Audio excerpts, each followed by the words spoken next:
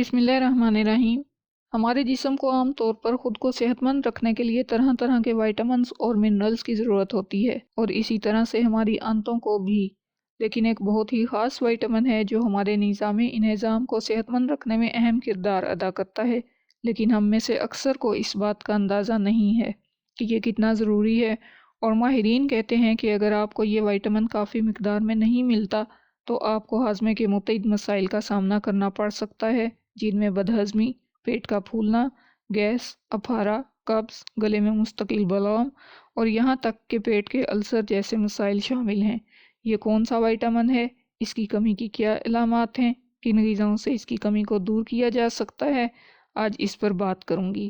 پہلے ایک نظر ڈالتے ہیں کہ ویگس نرو کیا ہے اور یہ کس طرح نظام انہضام میں حصہ لیتی ہے۔ ویگس نرو سب سے لمبی کرینیل نرو ہے اور یہ ہمارے اعصابی نظام کا حصہ ہے جو دل کی دھڑکن، نظام انہضام اور خطوط کی رطوبتوں کو منظم کرتی ہے۔ یہ برین سٹیم سے شروع ہوتی ہے اور معدے تک آتی ہے اور ہمارے نظام انہضام کی صحت کو منظم کرنے میں اہم کردار ادا کرتی ہے۔ اس کے کاموں میں سے ایک سب سے اہم کام گٹ اور مرکزی اعصابی نظام کے درمیان رابطے کو برقرار رکھنا ہے، جسے گٹ برین ایکسس بھی کہا جاتا ہے۔ ویگس نرو کا ناقص کام معدے اور فوڈ پائپ کے درمیان موجود والو کو پریشان کرتا ہے۔ یہ والو کے غیر معمولی کھلنے کا سبب بن سکتا ہے، جس کے نتیجے میں معدے میں تیزابیت یا ری گرجیٹیشن ہوتی ہے۔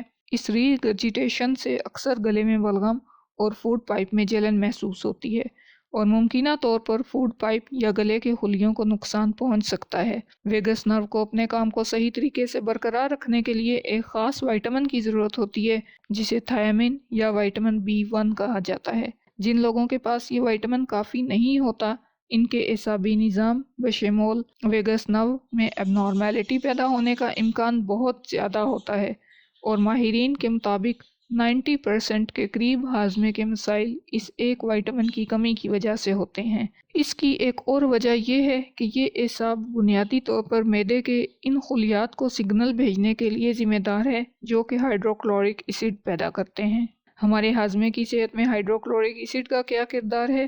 یہ معدے میں موجود کھانے کو توڑنے میں اہم کردار ادا کرتا ہے اور ممکنہ طور پر بہت سے نقصان دہ پیتھوجنز کو ہلاک کر سکتا ہے۔ بیکٹیریا جو کھانے کے ذریعے جسم میں داخل ہوتے ہیں، ان کو ہلاک کرتا ہے۔ اس لیے اگر اسٹاک میں کافی ہائیڈروکلورک ایسڈ نہ ہو تو کھانا صحیح طریقے سے ہضم نہیں ہو پاتا، جس کی وجہ سے گیسٹرائٹس، بدہضمی اور قبض کی علامات ظاہر ہوتی ہیں۔ ایچ پائلوری بیکٹیریا سے متاثر ہونے کا خطرہ بھی بڑھ سکتا ہے، جو پیپٹک السر کی سب سے عام وجہ کے طور پر جانا جاتا ہے۔ ایک اندازے کے مطابق دنیا کی تقریباً 2/3 آبادی کو یہ بیکٹیریا متاثر کرتا ہے۔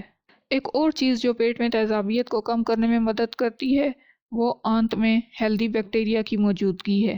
آپ کی چھوٹی آنت میں عام طور پر محدود تعداد میں بیکٹیریا موجود ہوتے ہیں جو فائبر سمیت کھانے کے اجزاء کو توڑنے میں مدد کرتے ہیں، لیکن کمزور مدافعتی نظام یا کچھ دیگر وجوہات کی وجہ سے ان بیکٹیریا کی تعداد میں کمی ہو سکتی ہے، جو کہ بہت سی بیماریوں کا باعث بن سکتی ہے، جیسے ہاضمے کے مسائل، چڑچڑاپن، آنتوں کی بیماریوں کے ڈفرینٹ سنڈروم اور چھوٹی آنت میں نقصان پہنچانے والے بیکٹیریا کی اوور گروتھ۔ مختصراً، وائٹامن B1 کی کمی سے معدے کے والو کے کام میں خلل پڑ سکتی ہے، معدے کے میڈیم میں تبدیلی آ سکتی ہے جس کی وجہ سے باقی مسائل ہوتے ہیں، اور یہ تبدیلیاں تقریباً 90% ہاضمے کے مسائل کا باعث بنتی ہیں۔ اب آنتوں کی اس مکمل غیر صحت مند صورتحال کو کیسے روکا جا سکتا ہے؟ سب سے پہلے یہ دیکھنا بہت ضروری ہے کہ آیا آپ میں وائٹامن B1 کی کمی ہے۔ بوڑھے لوگ، الکوہل کے عادی افراد، اسموکنگ کرنے والے یا ہاضمے کے مسائل والے افراد کو عام طور پر اس کی کمی کا زیادہ خطرہ ہوتا ہے۔ وائٹامن B1 کی کمی عام طور پر بہت سی علامات میں ظاہر ہوتی ہے، جیسے کہ پٹھوں کی کمزوری یا تھکاوٹ کا احساس، نمنس، جھنجھلاہٹ، ہاتھوں اور پیروں میں الجھن یا توجہ کی کمی یا یادداشت کے مسائل، اور یقیناً معدے کے مسائل۔